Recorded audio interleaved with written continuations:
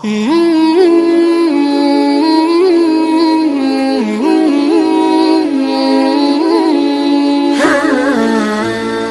پھر اللہ نے آدم کو سجدہ کرنے کا حکم دیا، اور اس حکم کے مخاطب فرشتے اور ابلیس تھے۔ صرف فرشتوں کے لیے یہ حکم نہیں تھا بلکہ ابلیس بھی اس حکم میں شامل تھا، کیونکہ اللہ تعالیٰ فرماتے ہیں وَلَقَدْ خَلَقْنَاكُمْ ثُمَّ صَوَّرْنَاكُمْ ثُمَّ قُلْنَا لِلْمَلَائِكَةِ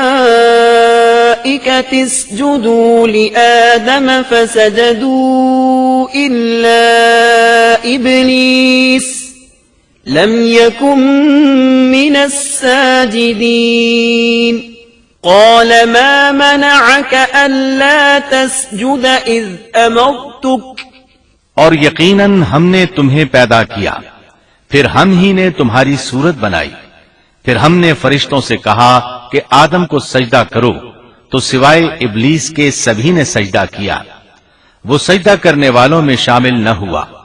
اللہ تعالیٰ نے فرمایا تجھے کس چیز نے سجدے سے روک دیا جبکہ میرا حکم تیرے لیے بھی تھا؟ تو اس سے ثابت ہوا اس حکم میں فرشتوں کے ساتھ ابلیس بھی شامل تھا، کیونکہ قرآن میں اذ امرتک کے الفاظ ہیں۔ اس کا مطلب ہے کہ میں نے تجھے حکم دیا تھا، اور پھر ابلیس نے جواب میں یہ نہیں کہا کہ تو نے تو مجھے حکم ہی نہیں دیا تھا، بلکہ اس نے سجدہ نہ کرنے کی وجہ یہ بتائی۔ قال انا خير منه خلقتني من نار وخلقته من طين۔ اس نے کہا میں سجدہ کیوں کروں، میں اس سے بہتر ہوں، اس لیے کہ تو نے مجھے آگ سے پیدا کیا اور اسے مٹی سے۔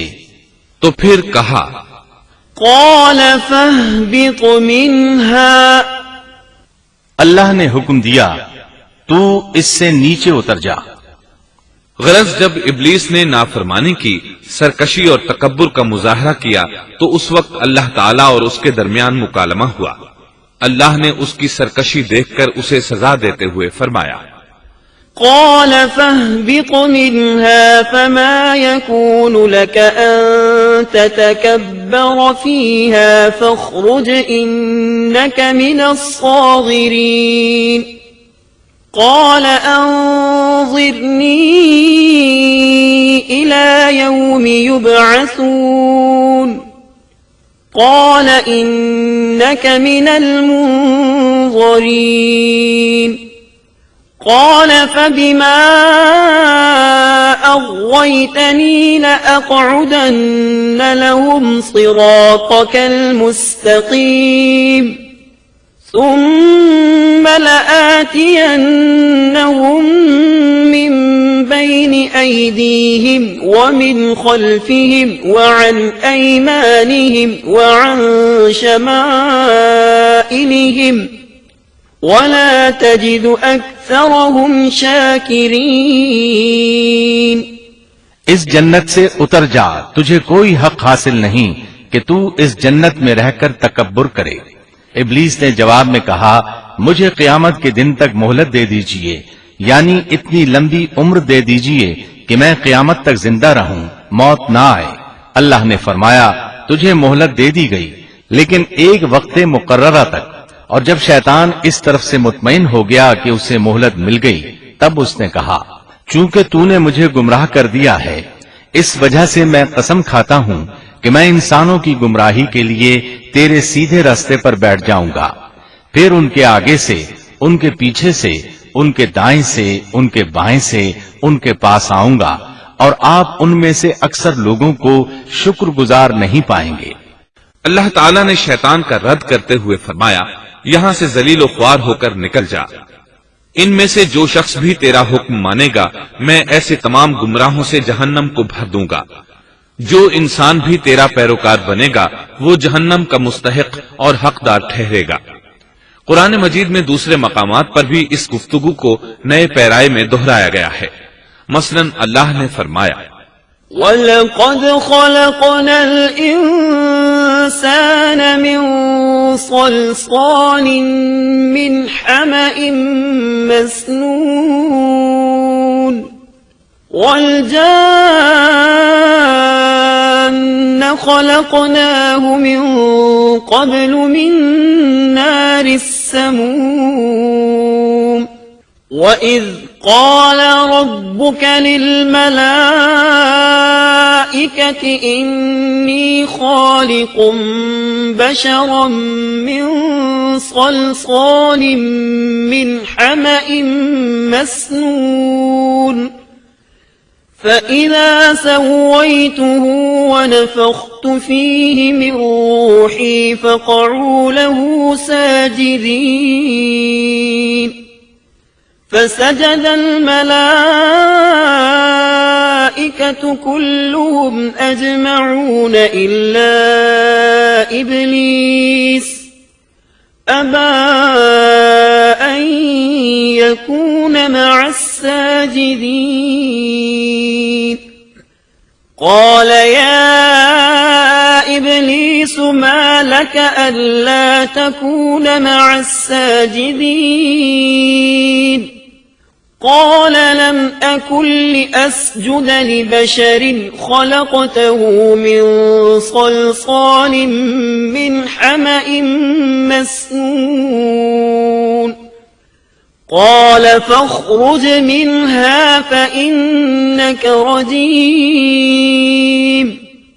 وإن عليك اللعنة إلى يوم الدين یقیناً ہم نے انسان کو کھنکھناتی مٹی سے پیدا فرمایا ہے جو کہ سڑے ہوئے گارے کی تھی، اور اس سے پہلے ہم نے جنات کو لو والی آگ سے پیدا کیا، اور جب تیرے پروردگار نے فرشتوں سے فرمایا میں انسان کو سیاہ بدبودار کھنکھناتی مٹی سے پیدا کرنے والا ہوں، جب میں اسے پورا بنا چکوں اور اس میں اپنی روح پھونک دوں تو تم سب اس کے لیے سجدے میں گر پڑنا۔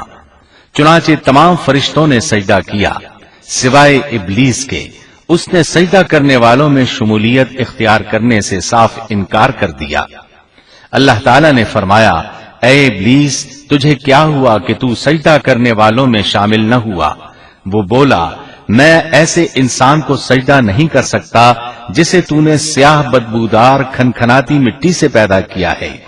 اللہ تعالیٰ نے فرمایا اب تو بہشت سے نکل جا کیونکہ تو مردود ہے اور تجھ پر قیامت کے دن تک میری پھٹکار ہے۔ قال رب فأنظرني إلى يوم يبعثون قال فإنك من المنظرين إلى يوم الوقت المعلوم قال رب بما أغويتني لأزينن لهم في الأرض ولأغوينهم أجمعين إلا عبادك منهم المخلصين قال هذا صراط علي مستقيم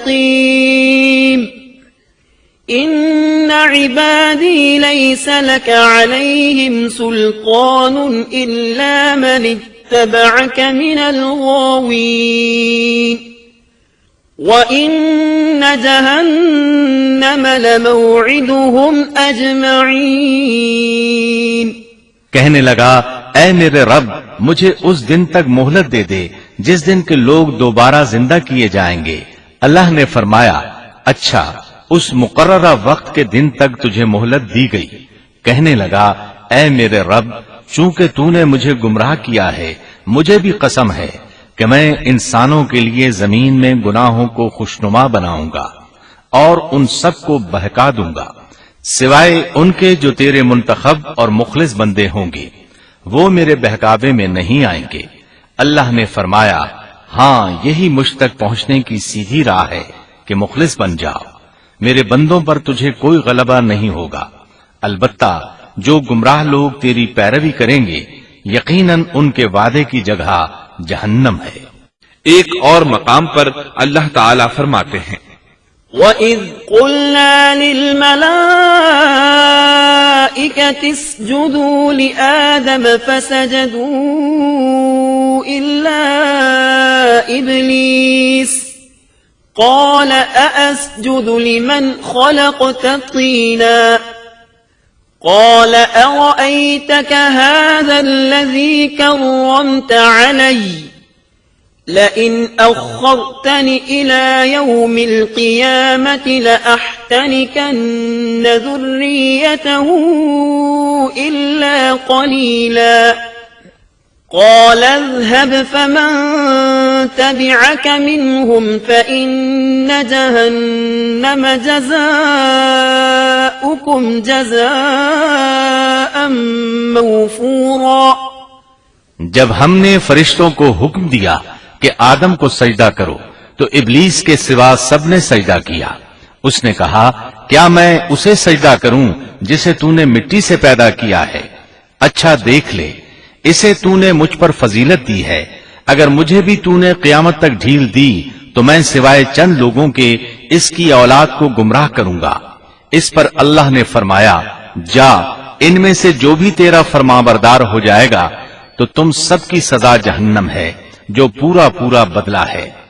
واستفزز من استطعت منهم بصوتك وأجلب عليهم بخيلك ورجلك وشاركهم في الأموال والأولاد وعدهم وما يعدهم الشيطان إلا غرورا إن عبادي ليس لك عليهم سلطان وكفى بربك وكيلا۔ ان میں سے تو جسے بھی اپنی آواز کے ساتھ بہکا سکتا ہے بہکا لے، اور ان پر اپنے سوار اور پیادے چڑھا لا، یعنی اپنے گھڑ سوار لشکر اور پیدل لشکر کو چڑھا کر لے آ، اور اپنا ہر داؤ، ہر ترکیب اور ہر اسلحہ استعمال کر لے، اور ان کے مالوں اور اولاد میں بھی شرکت کر لے، اور تو انہیں دل بہلانے والے وعدے دے لے، یعنی ان کے برے اعمال بنا سنوار کر انہیں دکھا، اور غلط خواہشات دلا، جنت، دوزخ اور دوبارہ زندہ نہ ہونے کے وعدے دے، اور ان سے شیطان کے جتنے بھی وعدے ہوتے ہیں سب کے سب سراسر فریب ہیں۔ یقیناً میرے سچے بندوں پر تیرا کوئی قابو اور غلبہ نہیں ہوگا، تیرا رب کارسازی کرنے والا کافی ہے۔ اسی طرح بہت سی آیات میں پہلی معصیت الہی کا ذکر کیا گیا ہے۔ سب سے پہلا نافرمان ابلیس ملعون تھا۔ وہ خبیث اللہ کے سامنے تکبر اور عناد سے بھرپور جواب دیتا رہا۔ اسی وجہ سے اللہ نے اسے کافر کا لقب دیا۔ کافر اسے کہتے ہیں جو نعمت کا انکار کرے۔ اللہ نے اس پر اتنا فضل و کرم اور انعام و احسان کیا کہ بلند ترین مرتبے تک پہنچا دیا، لیکن اس نے اللہ کی اس نعمت کی قدر نہ کی، پرواہ نہ کی اور کفر کا راستہ اختیار کیا۔ اللہ تعالیٰ فرماتے ہیں اذ قال ربك للملائكة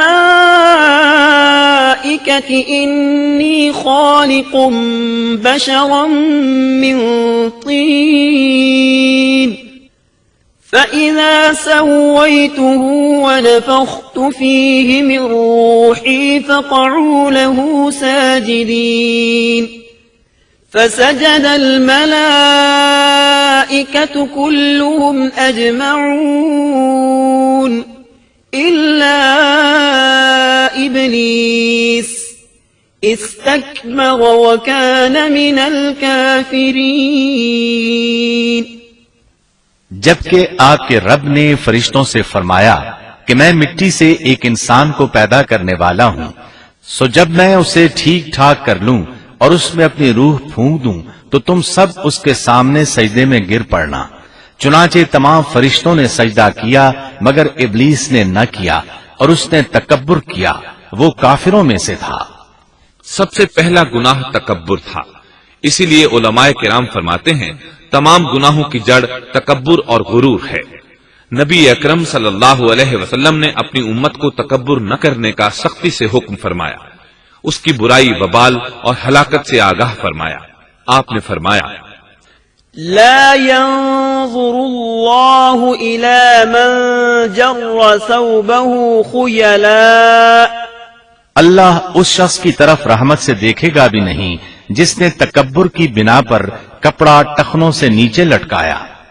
اس کے علاوہ نبی صلی اللہ علیہ وسلم نے تو مطلقاً فرما دیا، لا يدخل الجنة من كان في قلبه مثقال ذرة من كبر، وہ شخص جنت میں داخل ہونے کے قابل نہیں جس کے دل میں ذرہ برابر بھی تکبر ہے۔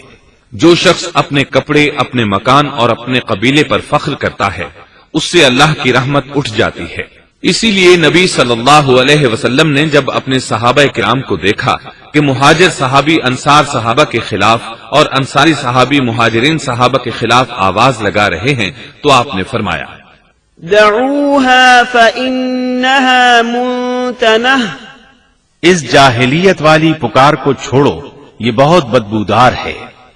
برادری کی بنیاد پر لڑنا، باہم فخر کرنا برے نتائج کا ذریعہ ہے۔ گناہوں کی بنیاد بھی تکبر ہے۔ اس لیے ہر مومن کو چاہیے کہ اپنے نوکر، خادم، ملازم یا کسی بھی مسکین پر کبھی بھی فخر و غرور کا اظہار نہ کرے، کیونکہ یہی اللہ کی سب سے پہلی نافرمانی وجود میں آئی تھی۔ تکبر کا یہ ذکر ضمناً آ گیا۔ ہم پھر اپنے موضوع کی طرف لوٹتے ہیں۔ اللہ نے آدم علیہ السلام کو پیدا کیا اور انہیں عالم بنا کر ہی تخلیق کیا، یعنی جب وہ پیدا ہوئے تو جاہل نہیں تھے۔ اللہ نے آدم علیہ السلام کو فرشتوں سے بھی بڑا عالم بنا کر پیدا فرمایا۔ بے شمار احادیث میں آدم علیہ السلام کی ابتدا اور ان کے علم کا ذکر موجود ہے۔ جب اللہ نے آدم میں مکمل روح ڈال دی اور وہ اپنے پاؤں پر کھڑے ہو گئے تو اللہ نے انہیں حکم دیا، جاؤ فرشتوں کی جماعت کو السلام علیکم کہو۔ آدم اور فرشتوں کی زبان عربی تھی، یہی زبان اہل جنت کی ہے۔ آدم گئے، جا کر سلام کہا، انہوں نے جواب میں کہا وعلیکم السلام ورحمت اللہ، یعنی تجھ پر اللہ کی سلامتی اور رحمت ہو۔ اللہ نے فرمایا، یہ تیرا اور تیری اولاد کا آپس میں ایک دوسرے کو تحفہ اور ہدیہ ہے۔ اللہ نے آدم علیہ السلام کو ابتدا ہی میں تمام نام سکھا دیے۔ مفسرین نے ان ناموں کے بارے میں بہت بحثیں ذکر کی ہیں۔ مضبوط موقف سیدنا عبداللہ بن عباس رضی اللہ عنہما کا ہے کہ اللہ نے آدم علیہ السلام کو ہر چیز کا نام سکھا دیا تھا، مثلا یہ پہاڑ ہے، یہ سمندر ہے، یہ پرندہ ہے، یہ درخت ہے وغیرہ۔ وہ آسمان اور زمین کی ہر چیز کا نام جانتے تھے۔ یہ علم کیسا تھا، انسان نے کس طرح ہر چیز کا نام پہچان لیا۔ یقیناً اللہ انسان میں یہ طاقت پیدا کر سکتا ہے کہ وہ ہر علم کا احاطہ کر سکے۔ اللہ نے آدم علیہ السلام کو ہر چیز کا نام اور اس کی صنعت اور کام بھی معلوم کرا دیا۔ آگ، لوہے، لکڑی، غرض ہر چیز کا نام اور استعمال ذہن میں ڈال دیا۔ وہ کس قدر عظیم علم سے بہرابر ہوئے، سبحان اللہ۔ بہرحال اللہ نے آدم علیہ السلام کو صرف شکل و صورت اور تخلیق ہی میں بلند مرتبہ عطا نہیں کیا تھا، بلکہ عقل و علم کے لحاظ سے بھی بلند درجے اور مقام پر فائز کیا تھا، جیسا کہ اللہ تعالیٰ فرماتے ہیں، وَعَلَّمَ آدَمَ الْأَسْمَاءَ كُلَّهَا ثُمَّ عَرَضَهُمْ عَلَى الْمَلَائِكَةِ۔ اللہ نے آدم علیہ السلام کو ہر چیز کا نام سکھا دیا، پھر ان چیزوں کو فرشتوں پر پیش کیا اور فرمایا، أنبئوني بأسماء هؤلاء إن كنتم صادقين۔ مجھے ان چیزوں کے نام بتاؤ اگر تم سچے ہو۔ مطلب یہ کہ تم اپنے دعوے میں کہاں تک سچے ہو۔ جب آدم کی تخلیق ہوئی تو تم نے کہا تھا اللہ جو چاہے پیدا کر لے، قسم ہے وہ ہم سے زیادہ معزز اور عالم نہیں ہوگا۔ اس دعوے میں اگر تم سچے ہو تو ذرا ان اشیاء کے نام تو بتاؤ۔ اللہ تعالیٰ نے آدم علیہ السلام کا زیادہ معزز ہونا، مکرم ہونا اور علم و معرفت والا ہونا واضح کرنے کے لیے فرشتوں کو حکم دیا کہ آدم علیہ السلام کو سجدہ کریں۔ یہ سجدہ تعظیمی تھا، عبادت والا سجدہ نہیں تھا۔ سجدہ تعظیمی پہلے وقتوں میں جائز تھا لیکن اب حرام ہے۔ بہرحال فرشتوں نے آدم علیہ السلام کو سجدہ کیا۔ اس سے معلوم ہو جاتا ہے کہ کون زیادہ عزت اور عظمت والا ہے۔ یقیناً آدم علیہ السلام زیادہ شرف اور منزلت کے حقدار ٹھہرے۔ جب اللہ تعالیٰ نے ان کی عزت، تکریم اور تعظیم ثابت فرما دی، تب علم و معرفت میں ان کی برتری ثابت کرنے کے لیے فرمایا اگر تم اپنے قول میں سچے ہو تو ان چیزوں کے نام بتاؤ۔ تب فرشتوں نے کہا قالوا سبحانك لا علم لنا إلا ما علمتنا إنك أنت العليم الحكيم قال يا آدم أنبئهم بأسمائهم فلما أنبأهم بأسمائهم قال ألم أقل لكم إني أعلم غيب السماوات والأرض وأعلم ما تبدون وما كنتم تكتمون۔ فرشتے کہنے لگے اے اللہ تو پاک ہے، ہمیں تو صرف اتنا ہی علم ہے جتنا تو نے ہمیں سکھا رکھا ہے، مکمل حکمت و علم والا تو ہی ہے۔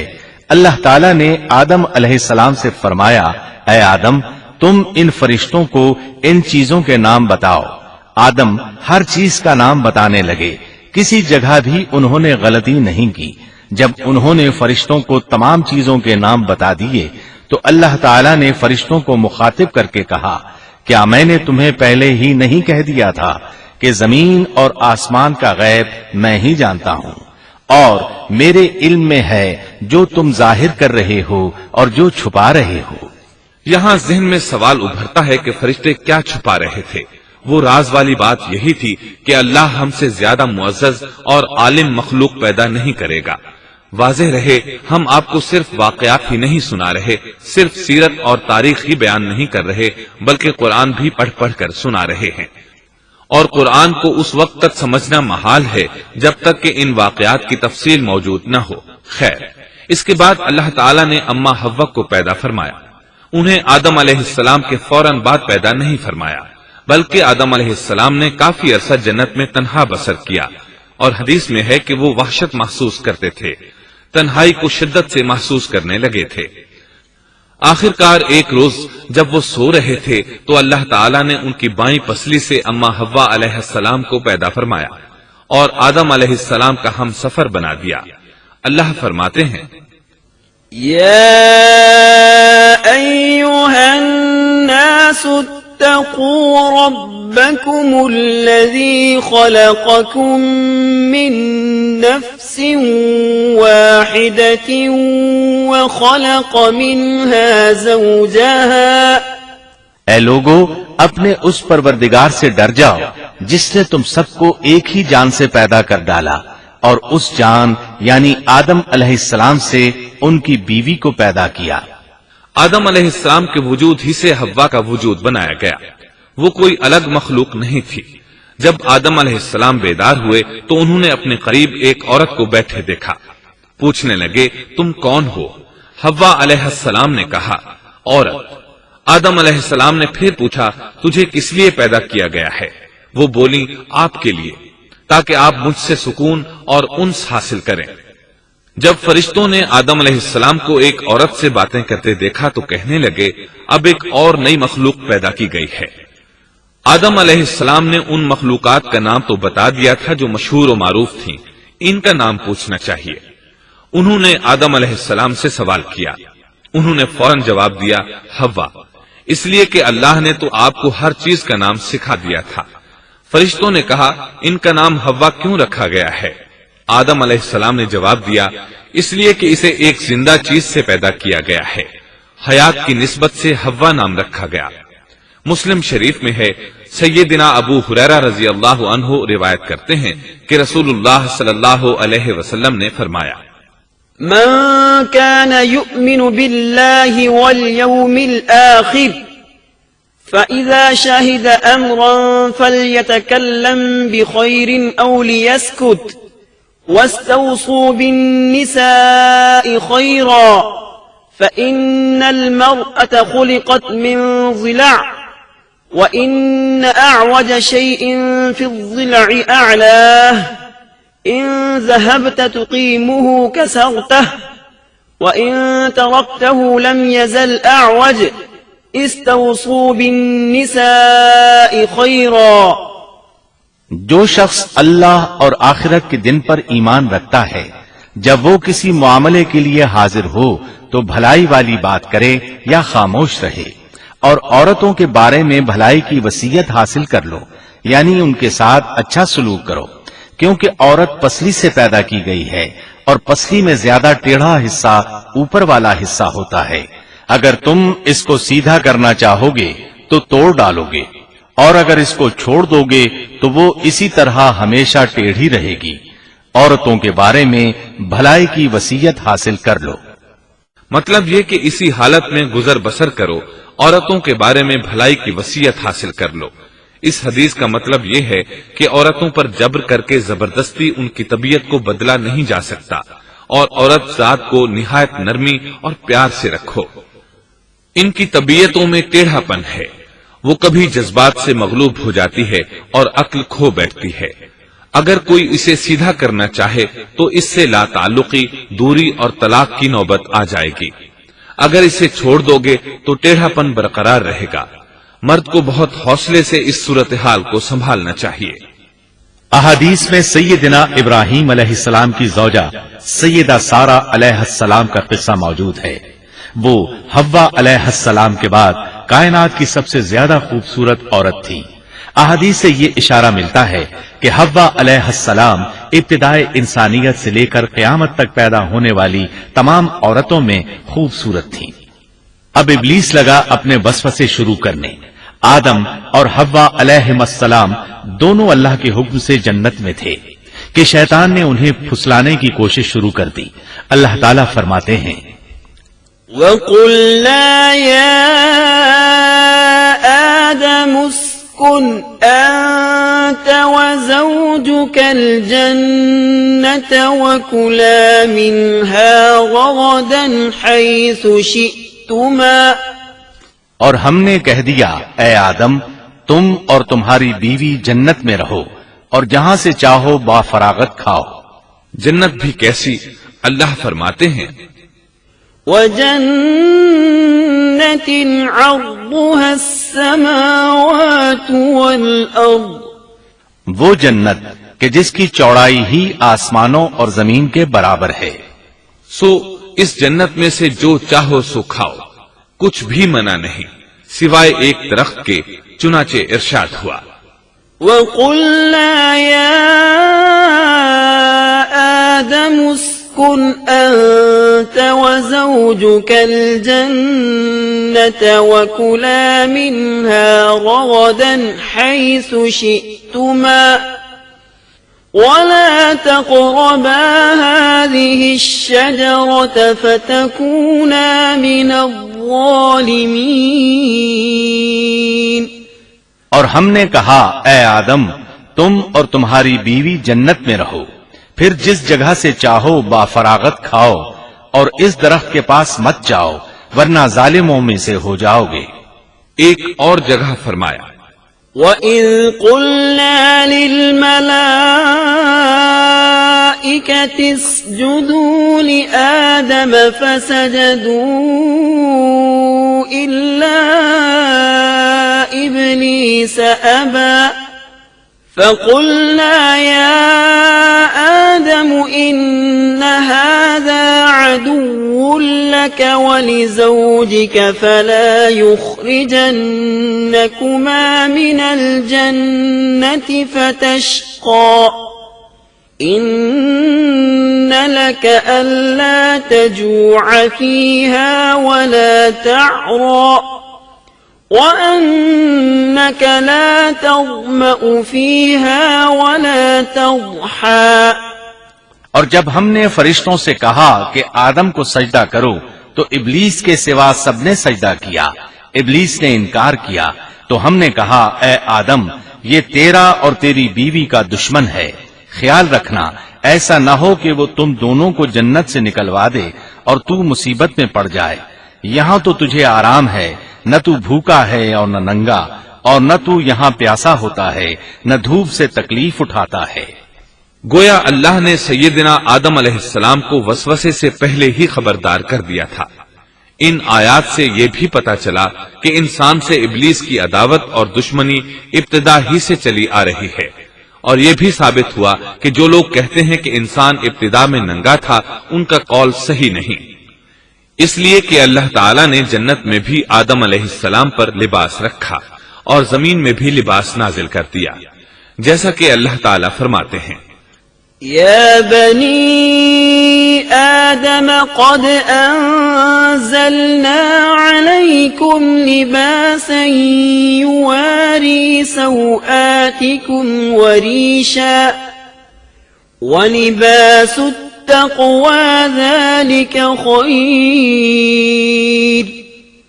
اے آدم کی اولاد، ہم نے تم پر لباس کو نازل کیا جو تمہاری شرمگاہوں کو چھپاتا ہے اور زینت کا سبب بھی ہے، اور تقوی کا لباس اس سے بھی بہتر ہے۔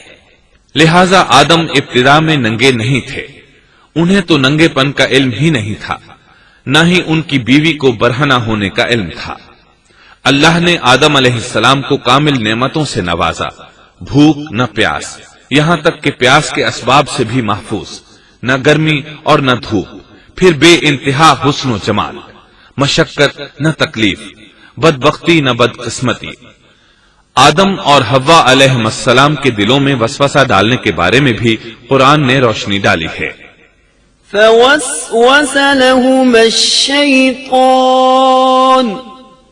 پھر شیطان نے ان دونوں کے دلوں میں وسوسہ ڈالا۔ یہ وسوسہ اس نے ان دونوں کو طمع دلانے کی صورت میں پورا کیا، اور یہ طمع دلائی کہ اس درخت کو کھانے سے ہمیشگی اور بقا ملتی ہے اور کبھی نہ ختم ہونے والی بادشاہت حاصل ہوتی ہے، اور اس وسوسے کا مقصد یہ تھا لِيُبْدِيَ لَهُمَا مَا وُورِيَ عَنْهُمَا مِنْ سَوْآتِهِمَا، تاکہ ان کا پردہ بدن جو ایک دوسرے سے پوشیدہ تھا دونوں کے روبرو بے پردہ کر دے۔ ان کی شرمگاہوں کو ننگا کرنے کے لیے اس نے ایسا کیا۔ وہ دونوں کپڑے میں ملبوس تھے، ستر ڈھانپ رکھا تھا۔ جب انہوں نے اس درخت سے کھایا تو لباس نیچے گر گیا، دونوں برہنہ ہو گئے۔ یہی شیطان چاہتا تھا کہ انہیں برہنہ کر دے، اللہ کی نافرمانی پر اکسائے۔ ارشاد ہوتا ہے فوسوس إليه الشيطان قال يا آدم هل أدلك على شجرة الخلد وملك لا يبلى۔ شیطان نے انہیں وسوسہ ڈالا، کہنے لگا اے آدم، کیا میں تجھے دائمی زندگی کا درخت اور وہ بادشاہت نہ بتلا دوں جو کبھی پرانی نہ ہو؟ جب تم اس درخت سے کھاؤ گے تو ہمیشہ زندہ رہنے والے بن جاؤ گے اور زبردست بادشاہت حاصل کر لو گے۔ اس نے یہ تمنا بھی دلائی۔ وقال ما نهاكما ربكما عن هذه الشجرة إلا أن تكونا ملكين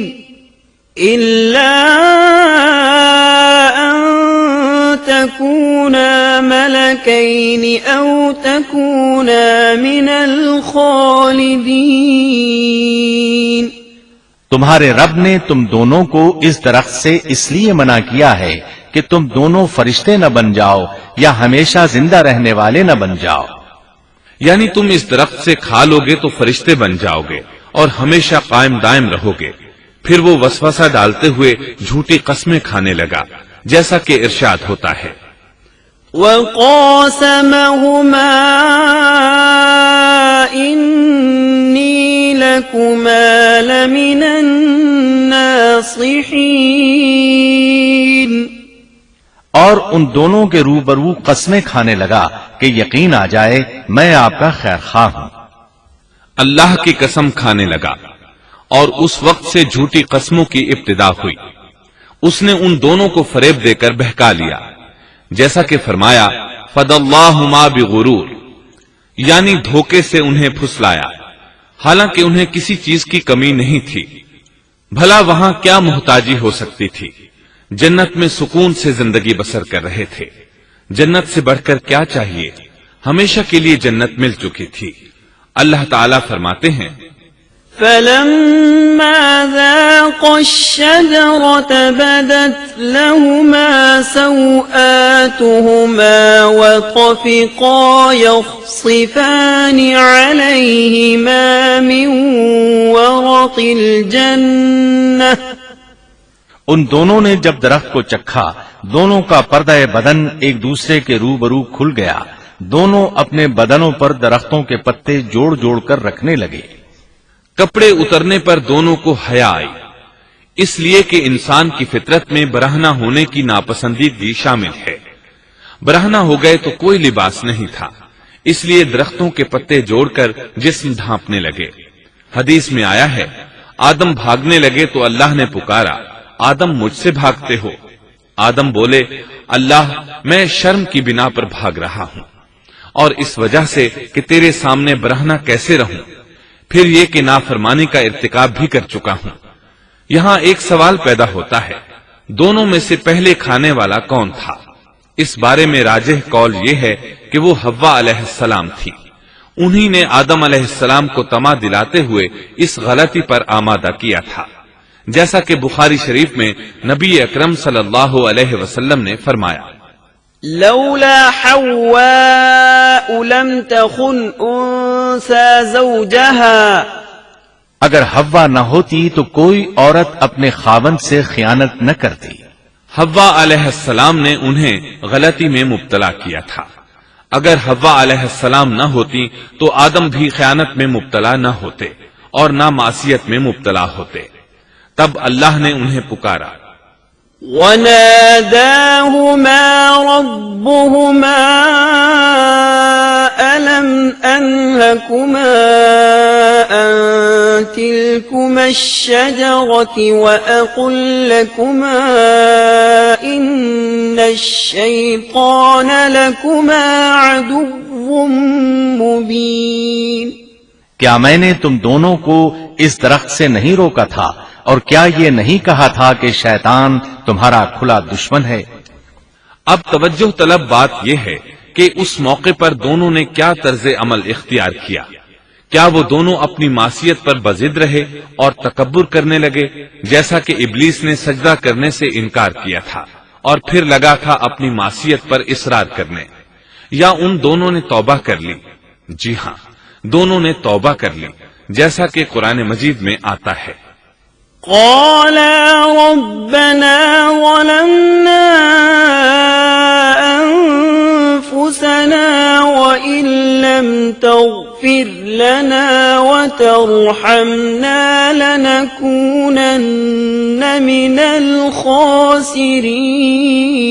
الْخَاسِرِينَ. دونوں نے کہا اے ہمارے رب، ہم نے اپنا بڑا نقصان کیا، اور اگر تو ہماری مغفرت نہ کرے گا اور ہم پر رحم نہ کرے گا تو واقعی ہم خسارہ پانے والوں میں سے ہو جائیں گے. اس قصے میں ایک سوال یہ ذہن میں پیدا ہوتا ہے کہ جب سیدنا آدم علیہ السلام کو ابلیس نے سجدہ نہ کیا تو اللہ تعالیٰ نے اسے مردود بنا کر جنت سے نکال دیا. پھر وہ سیدنا آدم علیہ السلام کو اس درخت کے قریب کس طرح لے گیا جبکہ وہ جنت سے باہر ہو چکا تھا؟ قرآن کریم میں اس بارے میں یہ الفاظ آئے ہیں پھر شیطان نے ان کے دلوں میں وسوسہ ڈالا. یہ وسوسہ اس نے کیسے ڈالا جبکہ وہ جنت سے نکالا جا چکا تھا؟ مفسرین نے اس کے جواب میں لکھا ہے کہ اس نے جنت سے باہر رہ کر یہ وسوسہ ڈالا تھا. جیسے آج کل تار اور بغیر تار کے آواز کو دور دراز علاقوں تک پہنچایا جا سکتا ہے، ایسے ہی شیطان نے اپنی طاقت سے یہ وسوسہ ان کے دلوں تک پہنچایا. لگے ہاتھوں ابلیس کی حقیقت بھی سن لیں. ابلیس کے لفظی معنی انتہائی مایوس کے ہیں. یہ راندہ درگاہ ہونے کے بعد ہمیشہ ہمیشہ کے لیے اللہ کی رحمت سے مایوس ہو گیا تھا، اس لیے اسے یہ لقب ملا، ورنہ روایات کی روح سے اس کا اصل نام عزازیل تھا. پہلے یہ جنات میں سے تھا، اپنے رب تعالی کی اطاعت سے نکل کر ابلیس ہوا. اس کا علم ناقص تھا، مزاج ناپاک تھا، وہ غرور اور تکبر میں مبتلا ہو گیا تھا. یہاں یہ بات بھی ذہن نشین کر لیں کہ انبیاء خطا اور گناہ سے پاک ہوتے ہیں، ان پر اللہ تعالی کی مستقل حفاظت اور نگرانی قائم رہتی ہے۔ اگرچہ انبیاء بھی انسان ہوتے ہیں اور تمام انسانی تقاضے انہیں لاحق ہوتے ہیں، لیکن ان کے عمل اور ارادے میں کسی قسم کی بدی اور شر کا عمل دخل قطعاً نہیں ہوتا۔ ان کا ہر قول اور عمل بلکہ ہر حرکت اور سکون کی حالت بھی انسانیت کے لیے بہترین نمونہ ہوتے ہیں۔ البتہ بشر ہونے کی وجہ سے بھول کا امکان ہوتا ہے، تاہم بھول ہو جانے کی صورت میں انہیں فوراً ہی خبردار کر دیا جاتا ہے۔